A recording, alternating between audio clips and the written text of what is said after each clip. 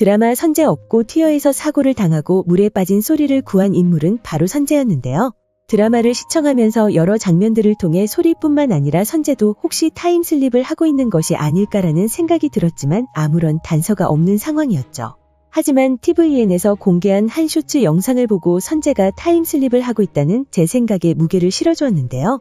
그 쇼츠 영상은 바로 같은 장면 다른 시점 레전드 연출이라는 쇼츠 영상이었습니다.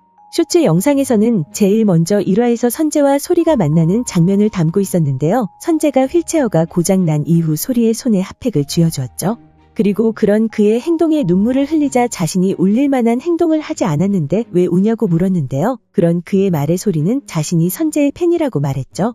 그런 그녀의 말에 선재는 재밌네라는 한마디를 남겼습니다.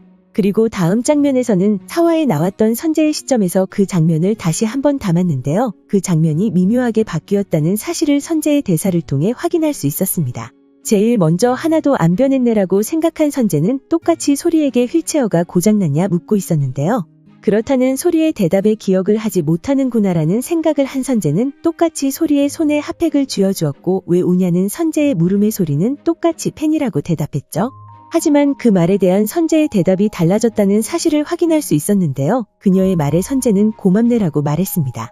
그렇게 1화에서 나왔던 선재의 말과 4화에서 나왔던 말이 다르다는 사실을 확인할 수 있었는데요. 그 영상을 통해 선재도 시간 여행을 하고 있는 것이 더욱 의심되었습니다. 그리고 또 4화 장면을 통해 선재가 시간 여행을 하고 있다는 증거를 찾을 수 있었는데요. 그것은 바로 소리의 병실 앞에 서 있는 선재의 모습에서 확인할 수 있었습니다. 제일 먼저 4화 첫 장면 물에 빠지는 소리의 모습이 나온 이후 물에 젖은 모습으로 상처를 입은 선재의 모습을 볼 수 있었는데요. 소리가 자신을 왜 살렸냐 원망하는 모습도 함께 볼 수 있었죠. 그리고 4화 후반부 장면에서 소리가 술에 취한 아저씨와 실랑이를 하다 물에 빠졌을 때 선재가 자신을 구했다는 것을 깨닫는 장면을 볼 수 있었는데요. 그 장면에서는 왜 살렸냐는 소리의 원망 섞인 외침이 나오는 장면에서 선재의 얼굴은 멀쩡했고 상처가 하나도 없었습니다. 그렇게 그 장면을 통해 확실히 선재도 타임슬립을 하고 있다는 예상에 무게를 실어주었는데요. 공개된 스페셜 선공개를 보고 더욱더 확신이 들었습니다. 공개된 스페셜 선공개 영상에서는 선재가 미래의 소리가 돌아오기 전 과거의 소리와 함께 버스를 타고 있었고 자고 있는 소리를 깨우지 못하고 있었는데요.